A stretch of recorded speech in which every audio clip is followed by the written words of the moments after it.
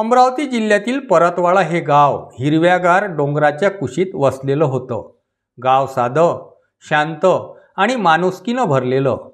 इथंच प्रशांत नावाचा एक गृहस्थ राहत होता.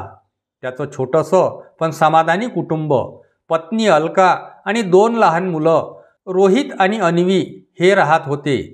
घर साधं होतं, पण घरात माया होती, हसणं खेळणं होतं. प्रशांतला कृषी विभागात सरकारी नोकरी होती. कारकून पदावर तो कार्यरत होता.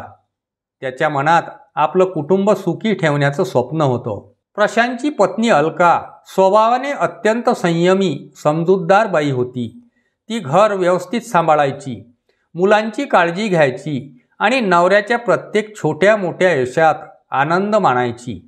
दोघांमधले प्रेम आणि परस्पर समजूत यामुळे त्यांचं आयुष्य अगदी आनंदी होतं.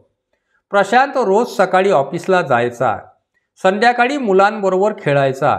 घर म्हणजे एक छोटंसं सुखाचं बेटच असल्यासारखं होतं. परंतु अशा सुखालाही एक दिवस गालबोट लागलंच. सुख कधीच कायम राहत नाही. हळूहळू प्रशांतच्या आयुष्यात काहीतरी बदल घडू लागला. ऑफिसमध्ये काही मित्र कामानंतर दारू पिण्यासाठी एकत्र बसायचे. थोडीशी घेतली तर काय जाईल असे ते म्हणायचे. सुरुवातीला प्रशांत त्यांना टाळायचा, पण नंतर तोही त्यांच्या संगतीत बसू लागला. पहिल्यांदा फक्त एका घोटाने सुरुवात झाली आणि हळूहळू ती सवय बनली. दारूचा नशा सुरुवातीला आनंद देतो, पण हळूहळू तो आयुष्याचा नाश करतो. प्रशांतलाही हे लक्षात आलं नाही. आता तो दररोज कामानंतर दारू पिऊन घरी येऊ लागला. घरात येऊन मुलांवर ओरडायचा, अलकाला दोष द्यायचा. अलकाचं मन तुटायचं. कधी प्रेमाने, कधी रागाने तिने प्रशांतला समजावण्याचा प्रयत्नसुद्धा केला, पण व्यसनाने त्याचं मन झाकलं होतं. आणि मग काळ पुढे पुढे सरकत गेला, पण प्रशांतचं व्यसन वाढतच गेलं. आता तो दारूशिवाय राहू शकत नव्हता. सकाळी उठल्यावरही त्याला दारू हवी असायची. ऑफिसमध्ये त्याचं लक्ष राहेना.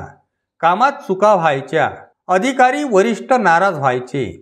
आणि मग एक दिवस तो दारू पिऊन ऑफिसमध्ये गेला. परंतु त्या दिवशी वरिष्ठांनी त्याला नोकरीवरून काढून टाकले. त्याला सस्पेन्शन ऑर्डर देण्यात आली. आणि मग नोकरी गेल्यावर घरावर संकटाचं सावट पडलं. घरातील खर्च, मुलांचं शिक्षण, रोजचं जेवण सगळं प्रश्नचिन्हासारखं उभं राहिलं. घरात आता भांडणं, अश्रू आणि शांतता हाच दैनंदिन क्रम झाला. अलकाचा जीव तुटत होता, परंतु ती मुलांसाठी लढत राहिली. तिने घरातील थोडंफार सोनं विकलं, शेजाऱ्यांकडून उधार घेतलं, पण परिस्थितीत काही सुधारणा झाली नाही. प्रशांतची मुलं अन्वी आणि रोहित ही लहान होती, परंतु त्यांना सगळं जाणवत होतं. बाबा रोज दारू पिऊन येतात, आई रडते, घरात अन्न नाही आणि हे सगळं दररोज घडत असल्यामुळे मुलांना सुद्धा धास्ती बसली होती. शाळेत गेल्यानंतर ते शांत बसायचे, मित्रांपासून दूर राहायचे. लोक गावात कुजबुजू लागली, प्रशांत दारुड्या झालाय, त्याच्या बायकोची अवस्था बघा. अशा टोमण्यांनी अलकाचं मन विद्ध झालं. आणि मग एक दिवस असाच प्रशांत अतिशय नशेत घरी आला. त्याचं शरीर थरथरत होतं, डोळे लाल झाले होते, तोल जात होता. अलकाने त्याला झोपवायचा प्रयत्न केला, पण तो जमिनीवरच कोसळला. काही वेळाने तो उठलाच नाही. घाबरून अलकाने शेजाऱ्यांना बोलावलं, डॉक्टरांना दाखवले. प्रशांतला दारूमुळे यकृताचा आजार झाला होता. डॉक्टरांनी सांगितलं की आता दारू सोडली नाही तर तुझं आयुष्य सुद्धा धोक्यात येईल. आणि असं ऐकल्यामुळे अलका रडत बसली, पण मुलांनी तिचा हात धरला. आई बाबा बरे होतील ना?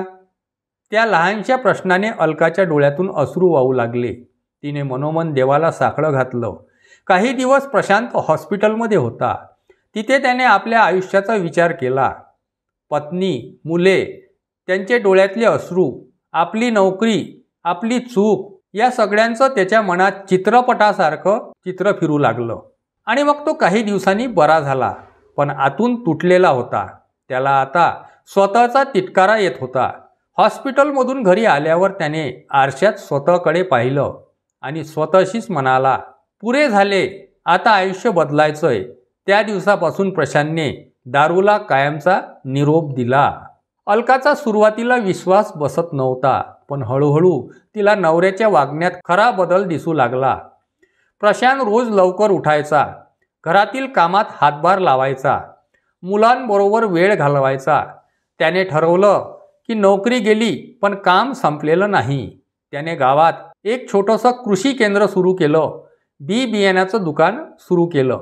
सुरुवातीला व्यवसाय छोटा होता, पण प्रामाणिकपणा आणि मेहनतीमुळे हळूहळू लोकांचा त्याने विश्वास निर्माण केला. आणि मग अलकाही त्याला साथ देऊ लागली. ती दुकान सांभाळायची, हिशोब ठेवायची, ग्राहकांशी गप्पा मारायची. एक एक पाऊल टाकत त्यांनी पुन्हा आयुष्य उभं केलं. घरात पुन्हा हसू परतलं. मुलांच्या चेहऱ्यावर आनंद दिसू लागला. आणि मग प्रशांतला आता कळलं होतं की दारू म्हणजे विनाशाचा दरवाजा आहे. एकदा उघडला की सगळं गमावतो.